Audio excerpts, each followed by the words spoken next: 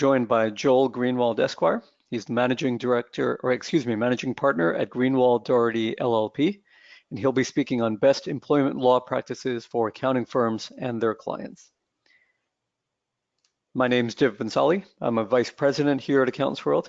I want to thank you again for joining us today for this very interesting presentation. A couple of quick housekeeping items. If you haven't used the GoToWebinar tool in a little bit, there's an orange arrow which allows you to show or hide the control panel for GoToWebinar. If you'd like to take a look at your audio options at any point, you can click on the audio tab and select either computer audio or phone call. If you select phone call, then it'll provide you with the dial-in number and an access code. If you have any questions at any point for Joel, please go ahead and send them in using the questions tab. Make sure to click the submit button to make sure that they're sent, and Joel will answer those at the end of today's presentation. We do offer one CP for today's webinar, and that's based on active participation during the live presentation. Active participation means responding to all of the poll questions in the webinar, being in the webinar for at least 50 minutes, and completing the survey at the end of the webinar as well. The survey pops up after the webinar window is closed. If you don't see the post-webinar survey, don't worry about it. We will send a link to the survey by email afterward as well. CP confirmation will be taken care of late this week or early next week once eligibility has been confirmed. Also wanted to mention our next webinar will be coming up next week, August 29th at 2 p.m. Eastern, and this will be Gina Etienne. She is the Director of Diversity at Grant Thornton, and she'll be speaking on the topic of accountant. It's what I do, not who I am. Gina joined us last year for a webinar for the first time and was an exceptional webinar speaker, so we're really thrilled to have her back. We hope you'll join us for that one as well. That is also a free CP webinar. That's part of our expert webinar series. If you'd like to sign up for Gina's webinar or all of the remaining expert webinars this year, simply go to 2019webinars.com. That's 2019webinars.com, and you can sign up there. Before I turn things over to Joel Greenwald, a quick word about him. Joel is the managing partner at Greenwald Doherty LLP. He's a leading expert on employment law and labor relations. And I should mention, Joel's firm just represents the business side. Many employment lawyers represent both sides, the business side as well as the employee side. Joel's firm represents only the business side, and they're committed to helping professional firms like yours. So everything he's presenting today is presented from that standpoint, and I encourage you to ask questions openly as well, because that's who he's an advocate for. Joel's a frequent lecturer to trade and professional groups, has been a contributing columnist to many business journals, and earned his JD from Duke University and his BA from Johns Hopkins University. So at this time, I'd like to go ahead and turn it over to Joel Greenwald. Okay, thanks a lot, Div. I really appreciate that. And thanks to Accountants World for inviting me to speak. I've been practicing employment and labor law work for businesses for multiple decades, and I especially like working with accounting firms. I like helping them themselves, and I like assisting their clients with their HR legal needs, because I know that accountants are often the folks that are the ones that get these questions. And I think that, we'll dive right in now, and I'm going to really kind of talk about, a few basic subjects that I see as the biggest ones that I think we need to be concerned about in this day and age in 2019. One of them, I think, is overtime liability, which I'm specifically going to talk about exemption status, who's exempt and who's not exempt. I'm going to also talk about sexual harassment and discrimination. And I'm going to also talk about terminating employees. Okay, and so, from my perspective, those are three of the biggest things, but if there's questions on other things that are related, I'm happy to talk about them if we have some time at the end. Okay, so let's dive right in. Hold on. Well, the first thing about overtime is that I just want to mention that with respect to overtime, there is a tendency to look at overtime audits and overtime lawsuits in a collective way. So, in other words, you could get audited by the State Department of Labor, you could get audited by the Federal Department of Labor, you can also get sued by employees. And when you're sued by employees in overtime, you're often sued collectively in a class action format. I won't get too technical about that, but just understand that one of the things that make these situations probably the most damaging of anything within the employment law context is the fact that they are systemic, okay? Because they are absolutely, they happen again and again and again. And once you're doing something for one employee and you're treating them a certain way, it's probably the way that that you treat all your employees. So I think that the problem you have with overtime is often that you're dealing with multiple plaintiffs at once. The next thing I want to talk about is just a basic review of how the overtime laws work. Entitled employees to overtime must be paid 1.5 times their regular hourly rate for each hour worked over 40 hours in a given work week. That's generally the federal law. Understand the federal law and the state law intersect with each other. And whatever law is most favorable to an employee is the one we're concerned about. Okay, so with respect to these laws,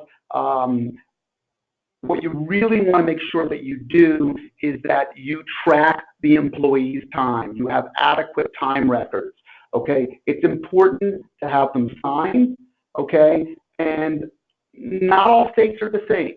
I need to tell you that because although there's federal law, like I said, there's state law, and whatever state law is most beneficial to the employee is the one we're most concerned about because whatever the employee may bring is the one thing that we have to be the most compliant with. For example, California does not necessarily have a weekly overtime rate. What they have is a daily overtime rate. So if you work over 8 hours in a given day in California, you may be entitled to overtime. And if you work over 12 hours in a given day in California, you may be entitled to even more overtime rate. So the situation is such that when you're looking at this, looking at the federal law is not necessarily sufficient. But that's just a nutshell of overtime. We understand that also if somebody potentially has a vacation day and is paid for the vacation day, that isn't time worked. So in other words, and I want to explain this just very briefly, let's say your work week is Monday morning through Monday morning, and somebody has an off day on Tuesday and their vacation day, and they're paid for that vacation day, and then they come into work on Saturday and they work a full day on Saturday. So they work they're really paid for 6 days, but they only work for 5 days. And theoretically, let's say they work for 40 hours, okay, but they're paid for 48 hours. Let's just say hypothetically that's the situation. Then they do not get overtime because they only work 40 hours. They didn't work 48 hours. That's just understanding that it's time worked that they're paid for, not necessarily time paid. Okay, and there's lots of nuances in that, and we really don't have time because we're completing a lot of sections here, and we got to talk about a lot of things. So the next thing that I want to discuss is that exempt employees are not entitled to overtime. Okay. And that's the most complicated thing, I think, with most businesses in terms of compliance with the overtime law. So one of the things that I sometimes ask people in a group, if you were all in the room together with me, is think that people that are salaried or have entitled to overtime, and the answer is yes, salaried people are sometimes entitled to overtime. So I'm going to try to explain the idea of exempt versus non-exempt briefly. The idea is that if somebody is paid hourly, they are going to be non-exempt for the most part, almost always. There's certain narrow exceptions. A lawyer, a doctor, and some others, okay? But for the most part, we're also talking about, the rank and file employee who's paid hourly. They are going to be non-exempt, and if they're not exempt, they're entitled to overtime. Excuse me, Joel. Yeah.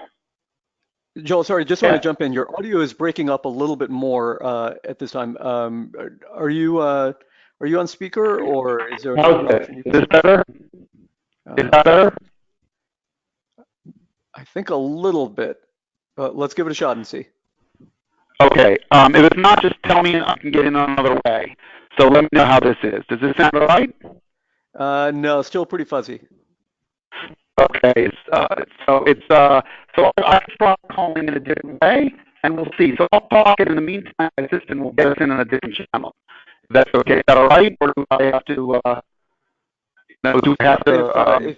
If your assistant can find it in a different way, that would be great. Okay. Sorry about that, folks. No problem. Yeah. So the question really is that exempt versus non-exempt. What we're really talking about there is that in order to be exempt, we're talking about somebody reaching a minimum salary threshold. Okay. In order to be exempt, that's Part A. All right, they have to make, at least under the federal law, $23,660 a year. That's not much, $455 a week. There's been a lot of political movement to move that up.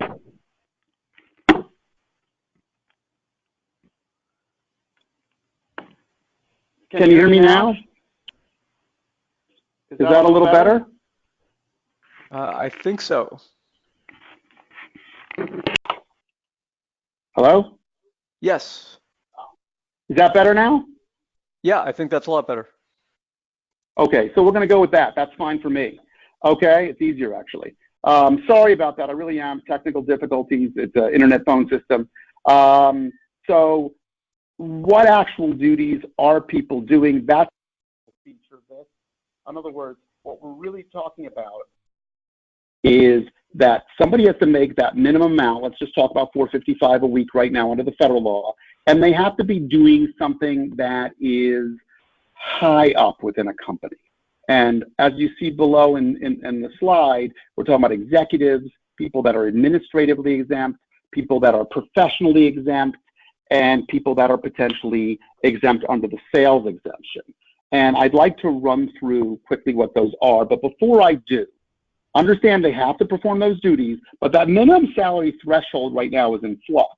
The federal law tried to include more people to potentially be entitled to overtime. So they raised that level in 2016 to $47,000 from $23,660.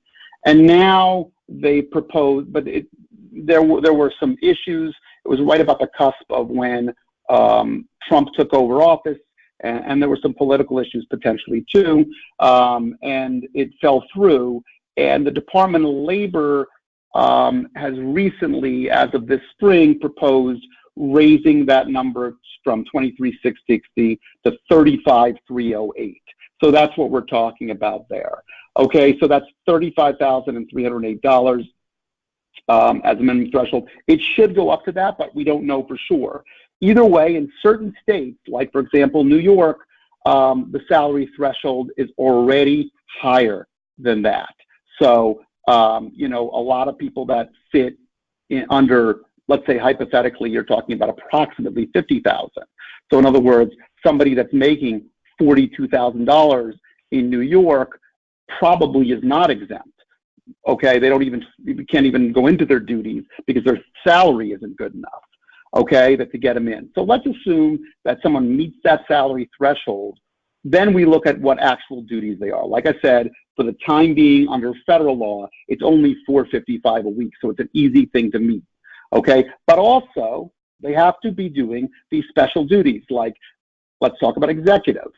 Okay, so the executive exemption, their primary duty must be management. Okay, and these are not ors, they're ands. They need to direct the work of 2 or more employees. They need to be the head of a recognized department, okay? And they have to have the authority to hire and fire, and that's pretty significant. There's not many people that do that. But so in other words, if they're only directing the work of one person, that's not going to be good under this exemption category, then we've got to move on. Okay, but maybe they're exempt under the administrative employee exemption.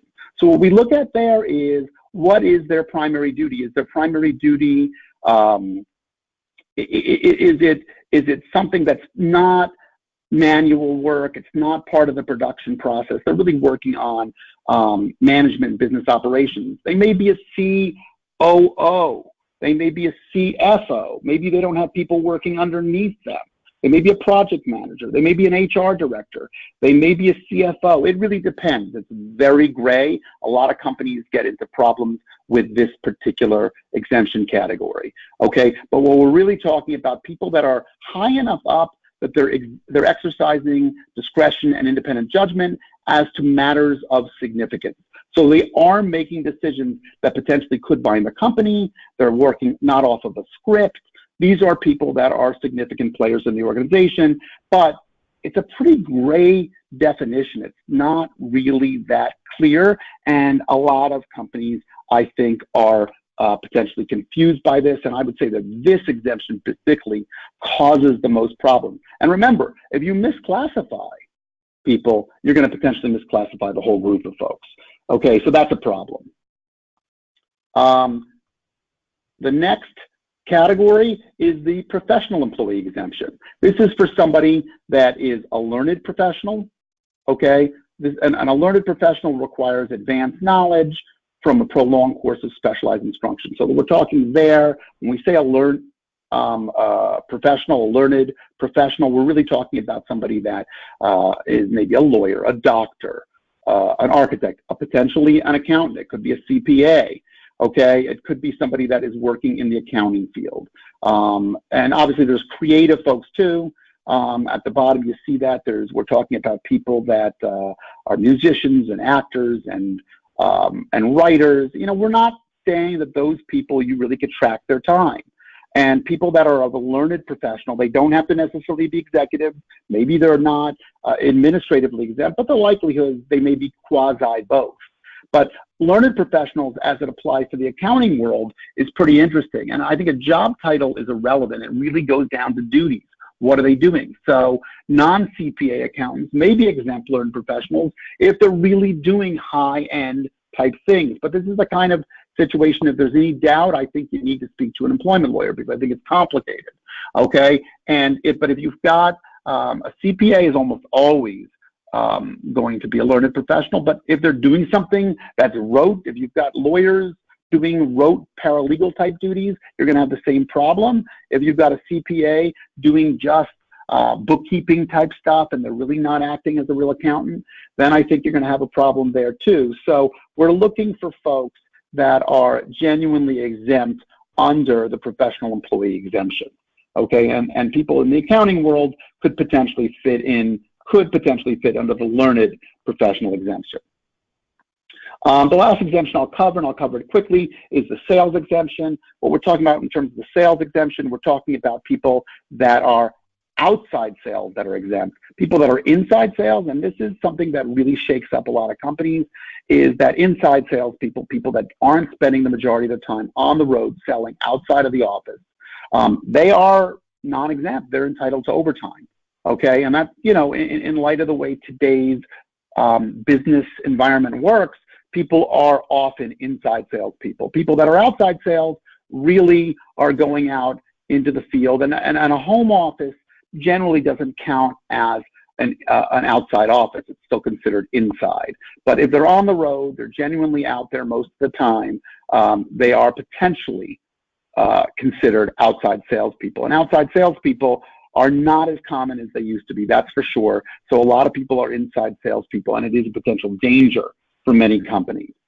So just concluding this section, the overtime action plan that I'd like you to be thinking about is to keep thorough pay and time records at a minimum, okay? Because if you don't have them, things are going to be construed against you for the people that actually are getting overtime. Figure out who should be exempt and who shouldn't be exempt. We've talked a lot about that. Okay, it's important to classify the people correctly through your organizational chart. Let's take a look.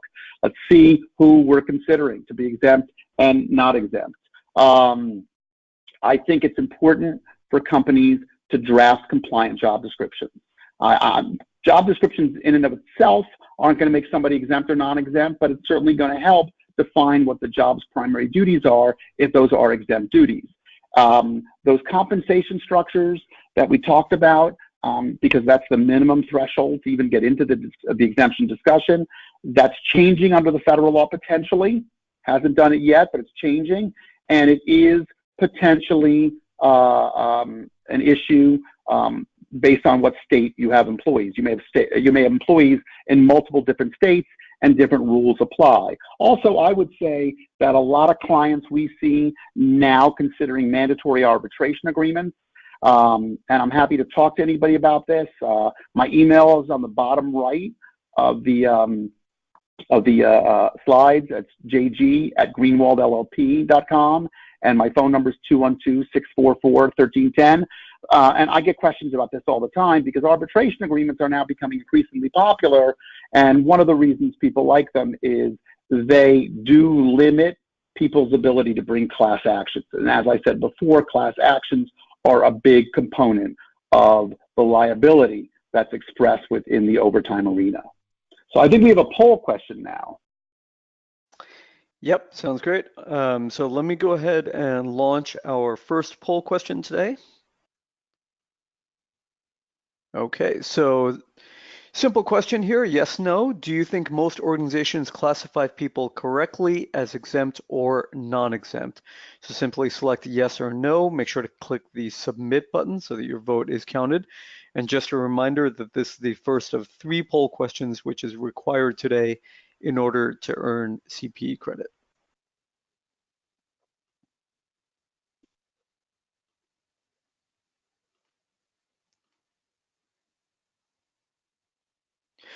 And Joel, if you don't mind, while we're waiting for people to vote, a question came in. Do you mind if I ask that one now?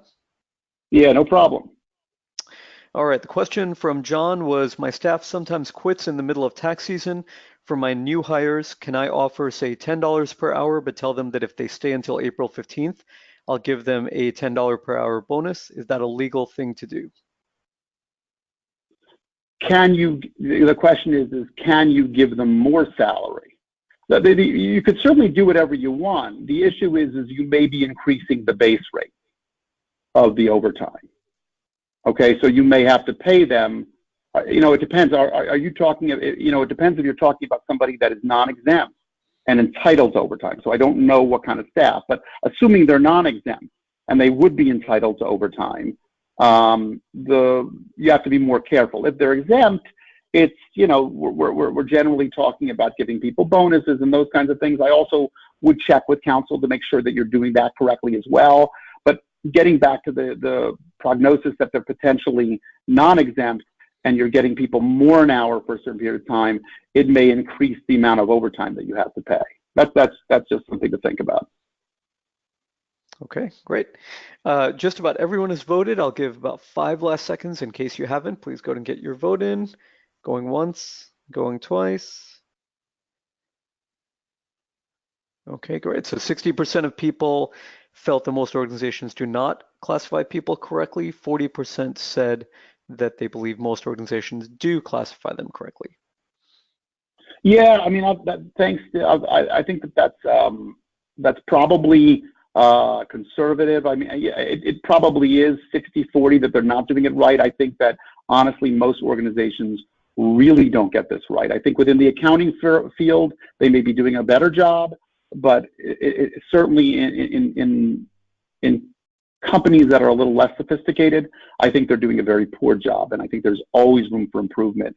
And I think it's something that when you're servicing a client that you see these issues, I think that you have to make sure that they're very concerned about them, because they are it is a thing that potentially really trips clients up, and they potentially have a lot of liability. So I think that's an interesting result, and I think it sounds like a fair estimate of what the truth is. All right, let's move on if we can. So the Me Too movement. I'm moving on to the Me Too movement in a big way right now. I think that you're seeing changes all the time. There are local laws coming into effect on the state level, on the city level, on the county level, in ways that we haven't seen. And I'll talk about that in a moment. I want to get into a little more detail on that.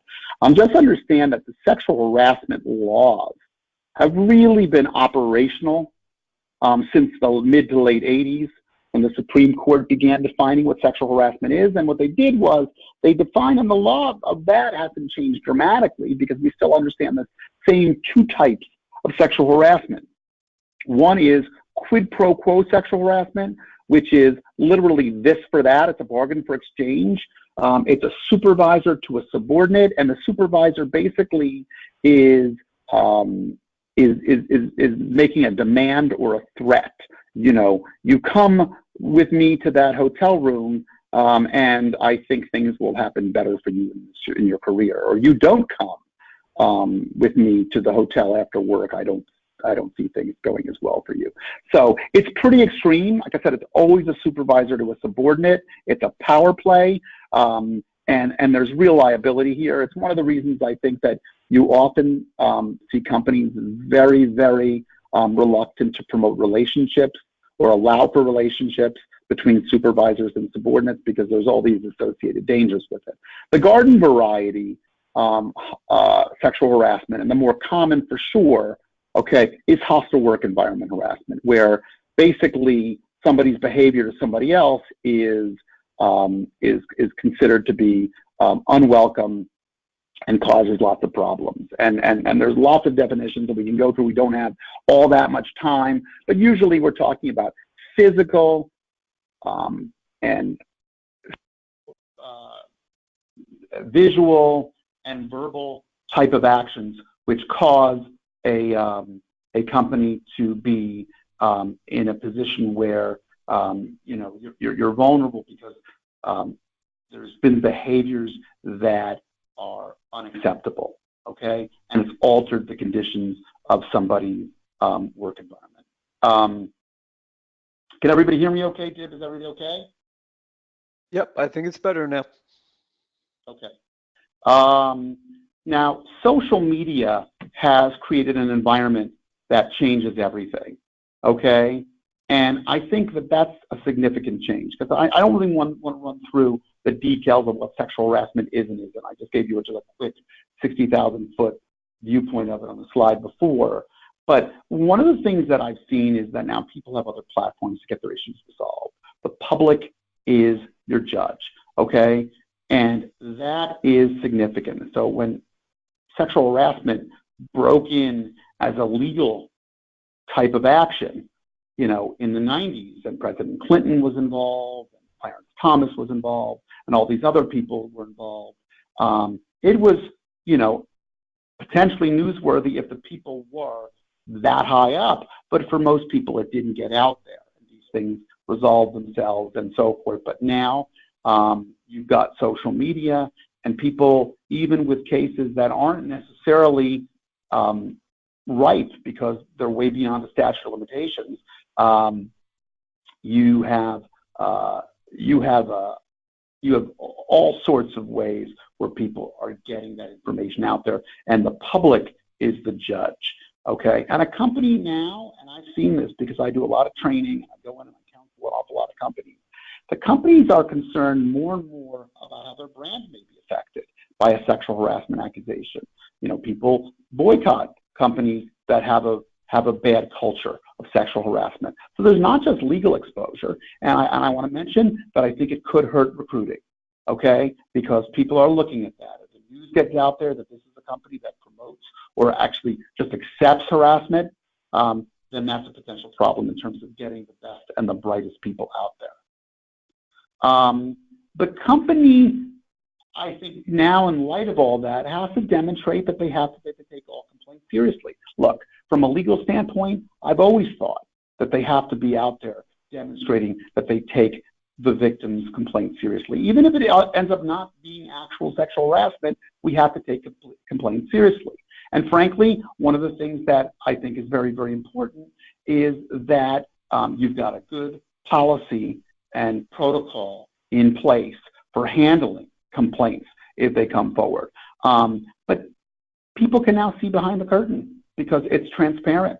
We know what's going on. There's things because of the social media and other ways of people getting out there. And once again, I think you want to be an employer of choice.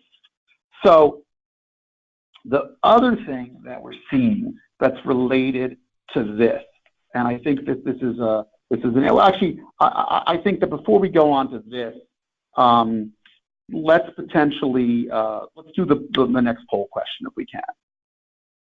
Okay, sounds good.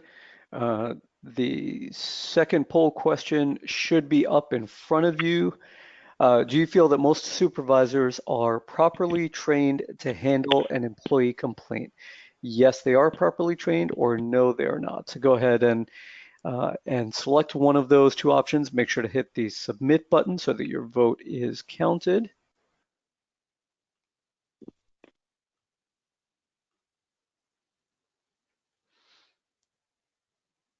All right, so we've got about 90% of people have voted at this point. We'll give about 10 to 15 more seconds for folks to go ahead and get their vote in if they haven't already done so.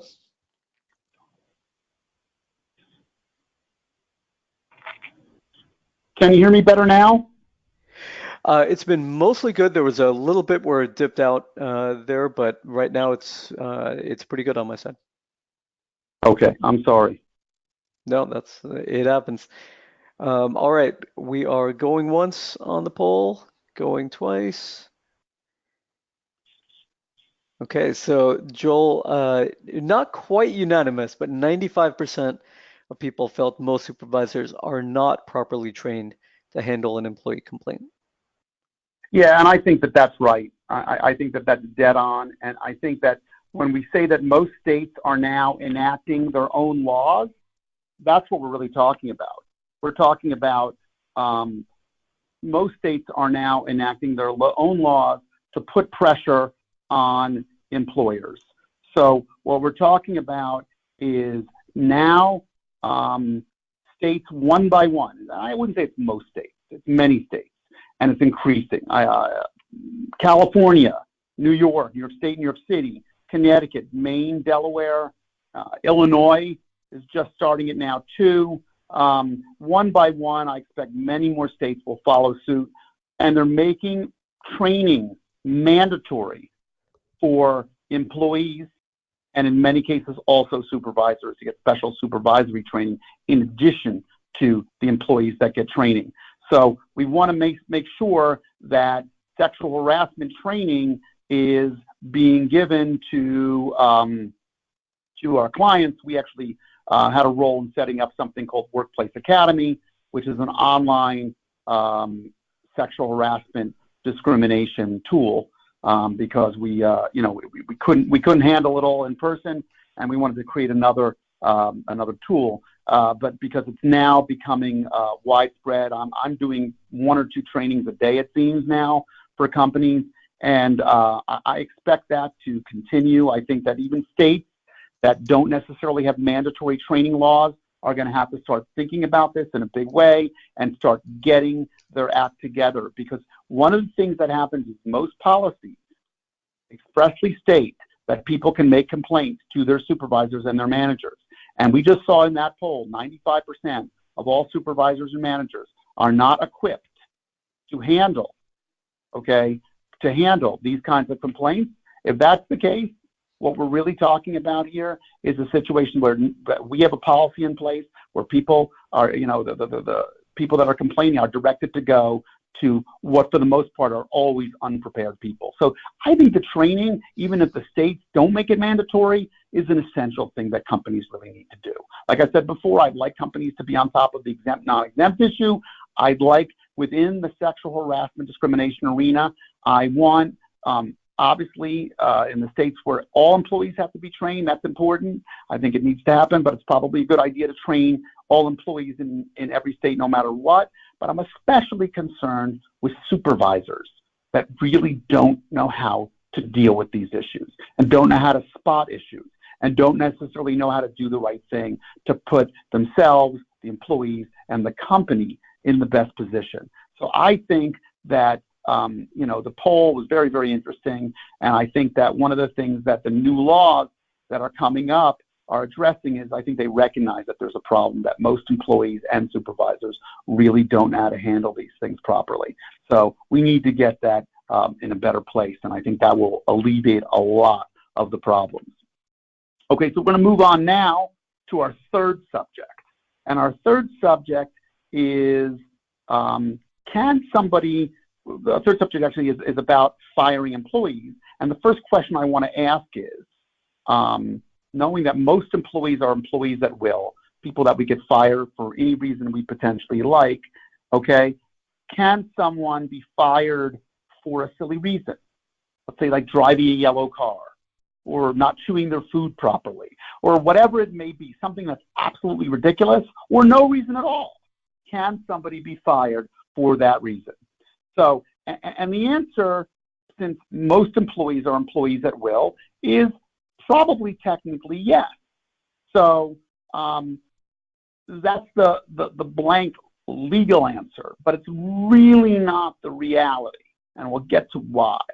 Okay, employees that have specific contracts, okay, for a term, and unionized employees, they can't be fired because they're not employees at will per se. They maybe have a just cause standard before you can get rid of them. But most employees really aren't unionized in the private sector, and most employees don't have employment agreements beyond maybe a non-compete or restrictive covenants, a non-compete agreement, non-solicitation agreement, and the like, which, by the way, you don't usually have in California, or a commission agreement for salespeople.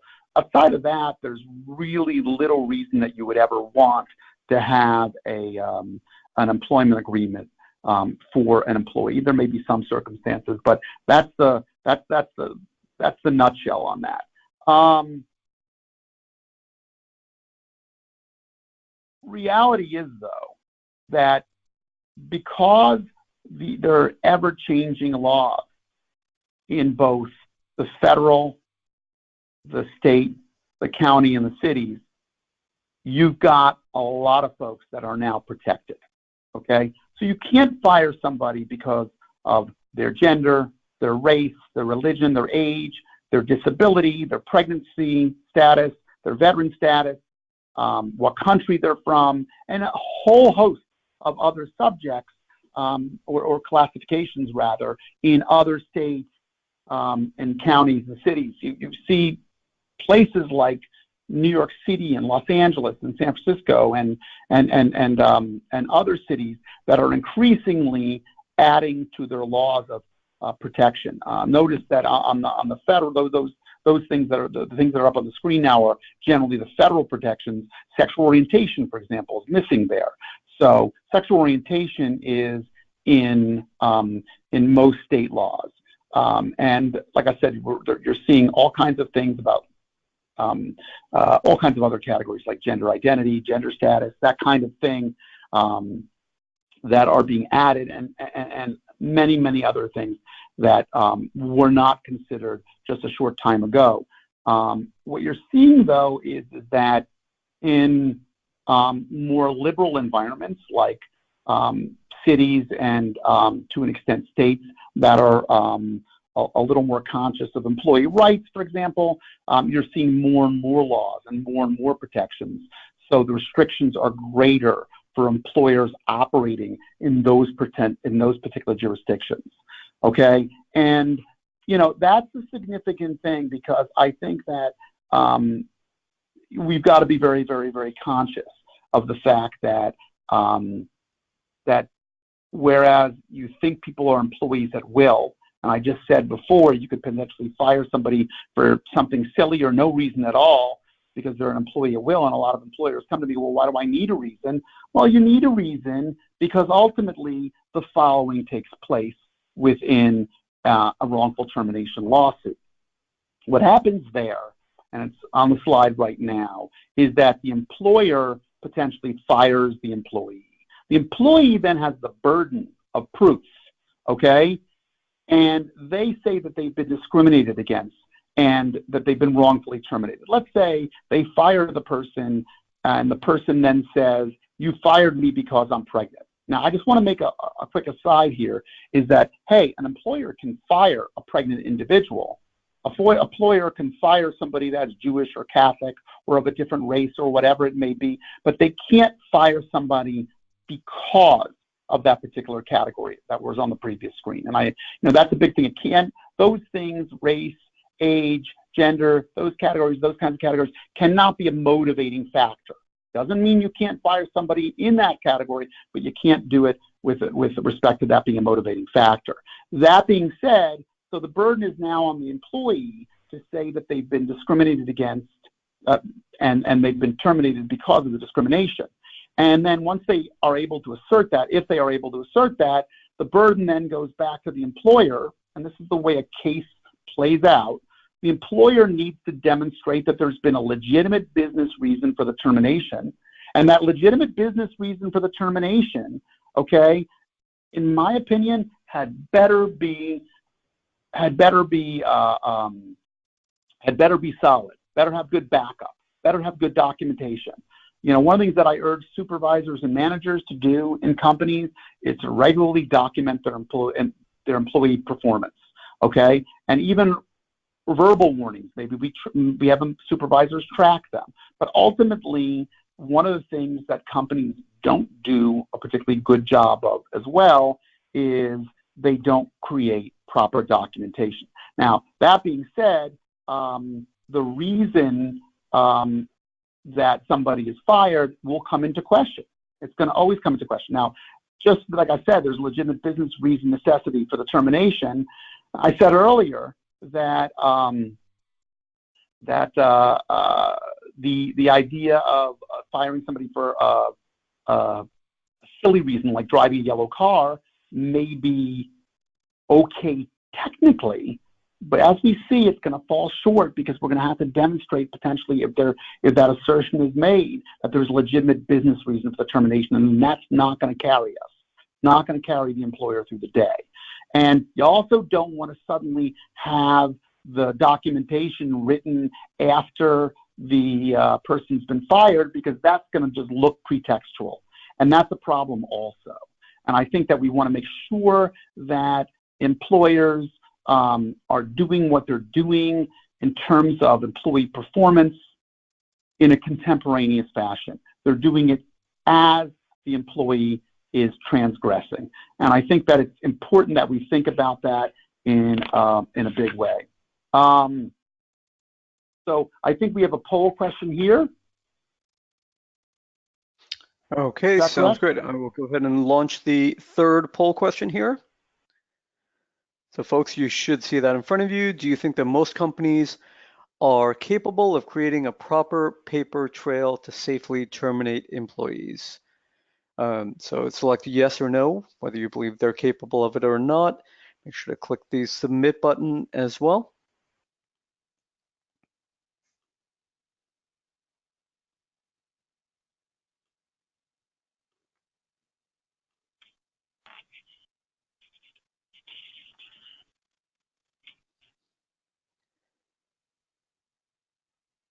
Okay, and we'll take about 10 more seconds here for people to get their votes in.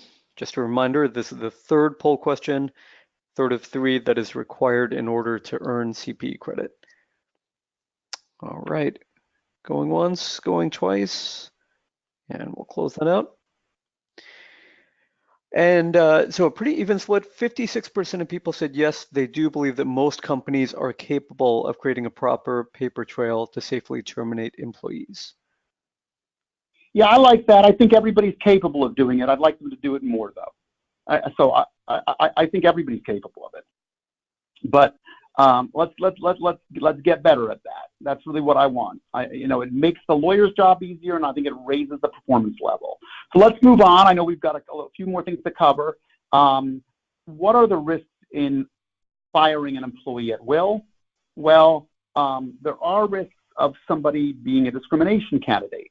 Okay, so in other words, what we're looking like, if we potentially fire our only person that's elderly, let's say we fire somebody that is a 70-year-old person, and we're going to be replacing them with a 25-year-old person, that's something to be considered. Not necessarily liability at stake there, but it potentially is something that raises the risk So are they going to, or they've asserted that they've been discriminated against before, or that they've complained before and say that they're a retaliation victim. Okay, so they complained about sexual harassment, for example, and then you fire them shortly thereafter. They're very much a discrimination candidate. Okay, but what I really want you to do, as I mentioned a few moments ago, have that paper trail. You have to have the backup for whether or not the reason was performance-based, whether or not the reason was disciplinary or economic. And I just want to mention that disciplinary could also potentially, in certain circumstances, include behaviors. So if somebody's a toxic employee, that they are somebody that you know who they are, they do their work well, but they're just toxic, they bring down the morale of the company, but maybe they're not operating in a way that adheres to the company's values. And if you're monitoring that and saying, hey, they're not a team player, they don't respect others, they don't do those kinds of things. So I'd like disciplinary to potentially be even more inclusive, to include attitudes and behaviors potentially, okay? Because I think that helps companies a lot. In terms of the exit interview in itself, how long should it take?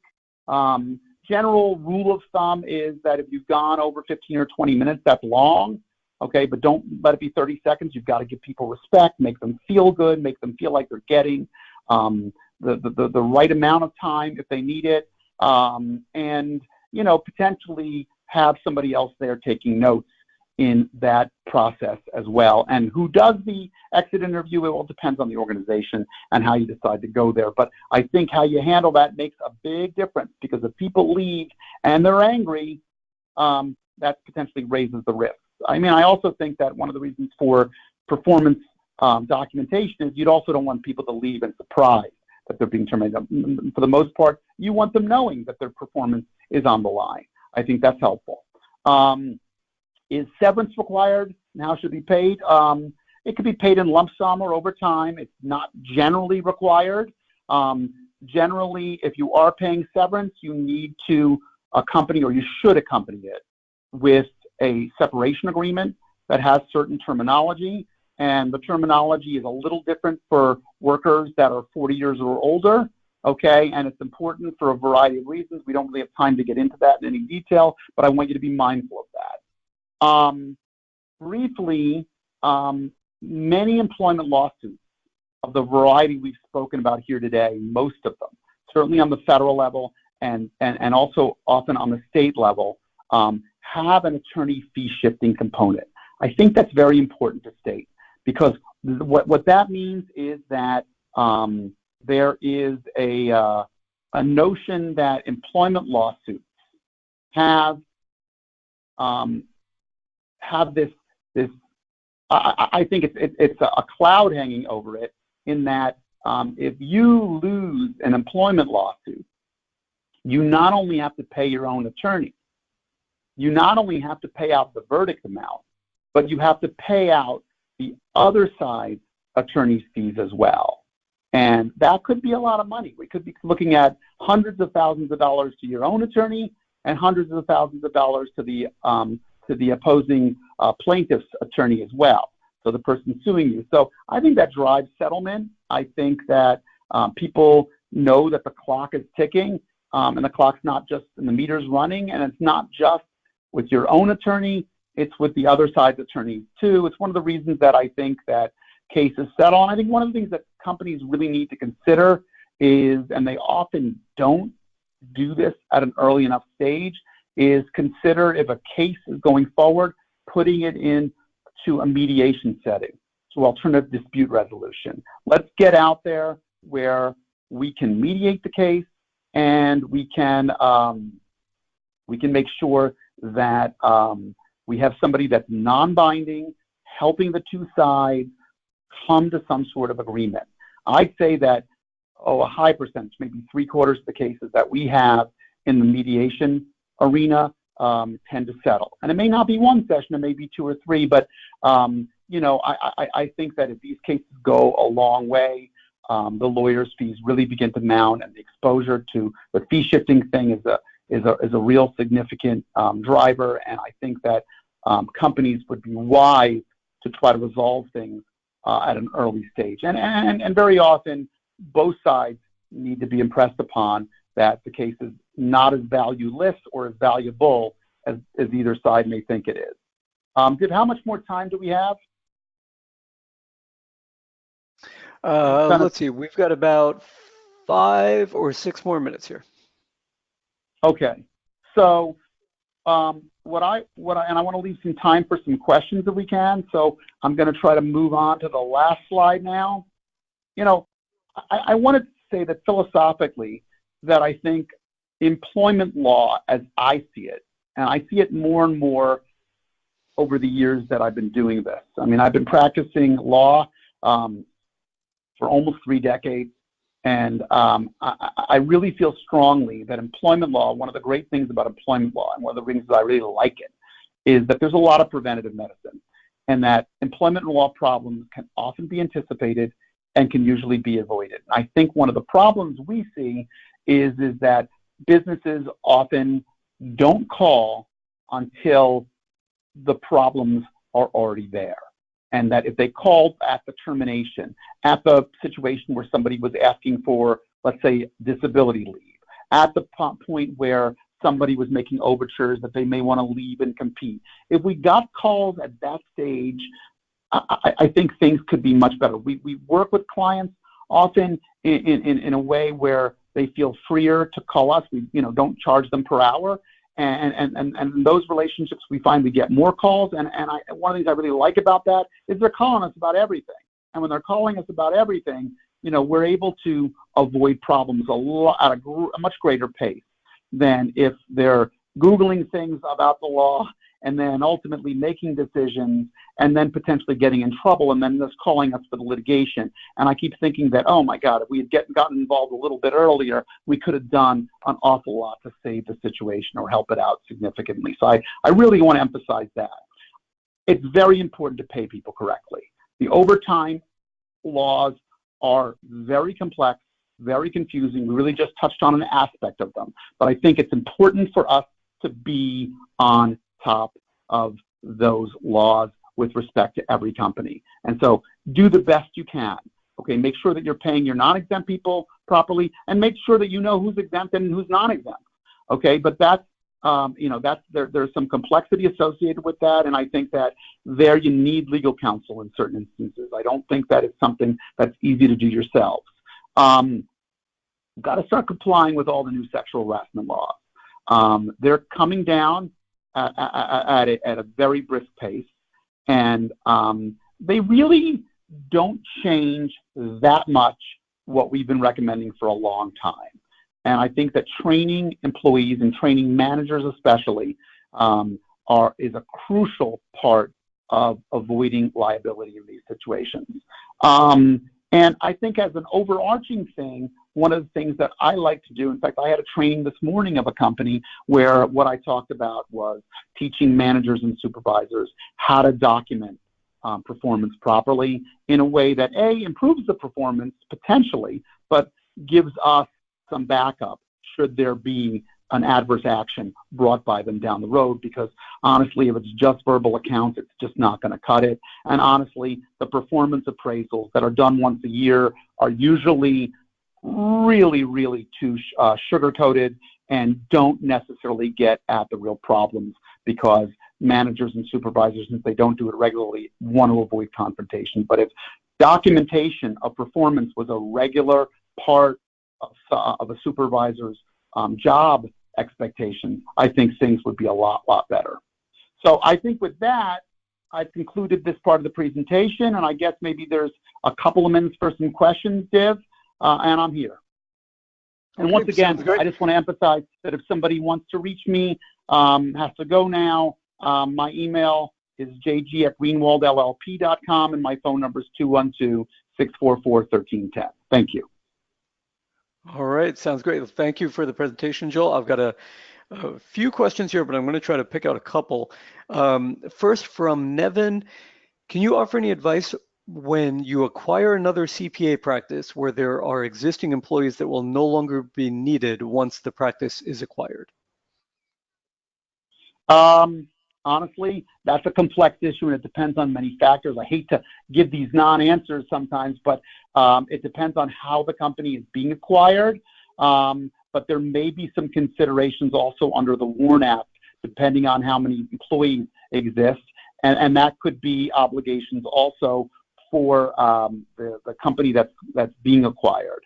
But one of the things that I would do, and I'm gonna speak at 30,000 or 60,000 feet here. One of the things that I would do is make sure that before you're acquiring a company, make sure that you look to see that the employment practices of the company that you're acquiring are in order, okay? Because you don't want to be left holding their liability, okay? And that's, I think, a very important thing. I think there's a need to do audits. Great. Another question from Michelle. Can an older person be fired because that person is not keeping up with technology? Ooh, an excellent question, Michelle. All these questions are good. Bottom line is people have to be able to perform the essential functions of the task. But I think that you do run risks, okay, under the age discrimination laws if you tell an older person that the reason that they're firing them is because they don't know the technology, okay, or you're not able to keep up with the technology. And I know that sounds almost, a little off-putting, but I've seen those cases before, and they're not necessarily the easiest things in the world. Listen, I think at the very least, though, the one thing that I think companies should be doing is offering people as much training as humanly possible so that everybody has an easy time. Because you don't want those people to say, hey, if maybe I had been offered the right kind of training, maybe I needed more training than somebody else that was a little bit younger. But the company never offered me any training. If they offered me training, I would have done my job a little bit better. So I think that companies should exhaust the training options first. Okay, great. Are employment agreements generally enforceable where there's a covenant not to compete? Also, a good question and a general question. I'll give you the quick nutshell on that. Depends what state you're in. California, covenants not to compete, specifically non-compete agreements, are generally not allowed. They're against public policy. Certain fields like law, you can't have non-competes either because those are also not acceptable from an ethical perspective. Okay, but for the garden variety employer, and including accounting firms, which some of the legendary cases in the field of restrictive covenants have been with accounting firms, I would say this, that the more reasonable you are with your restrictive covenant, the more likely you are to get it enforced. Meaning that, let's just say hypothetically, you're concerned not with somebody working for a neighbor, but you're concerned with them taking clients and customers with them, then maybe all you need is a non-solicitation agreement. And you're saying, hey, they can compete any way they want, they can go to any competitor, but they can't take clients with them, okay, for a period of a year and a half or 2 years. You're going to have a much easier time getting a non-solicit loan enforced than a non-compete. I would also say that you want to be modest in your expectations of geographical scope, of the duration of the agreement. So in other words, if you have an agreement that's like a 5-year worldwide non-compete, good luck, it's not going to be enforced. But let's just say hypothetically you have a non-compete that's 6 months within 3 miles, and I'm just throwing out terms here, you have a lot better opportunity. So I would say that your expectations shouldn't be too greedy. Okay, that sounds great. Well, I think we're just about out of time here, so apologies to the 1 or 2 folks that we weren't able to get questions to. Joel, thank you for all the information today. That was a great presentation. You covered a lot there. You saw Joel's contact information there if you have any additional questions. I also just want to thank you, all of you, for joining us today. A reminder, our next webinar is coming up on August 29th at 2 p.m. Janai Etienne from Grant Thornton speaking about accountant. It's what I do, not who I am. That's an expert webinar within our expert webinar series, and you can sign up at 2019webinars.com. Final thing, if you when you close out of this webinar window, you should see the post-webinar survey pop up. Go ahead and fill that out to make sure you earn CP credit. If you don't see it, no worries, we'll email you a link as well. So thanks again to all of you for joining us today, and Joel, thanks very much for your time. Thank you. I appreciate it. And once again, please contact me if you have any questions.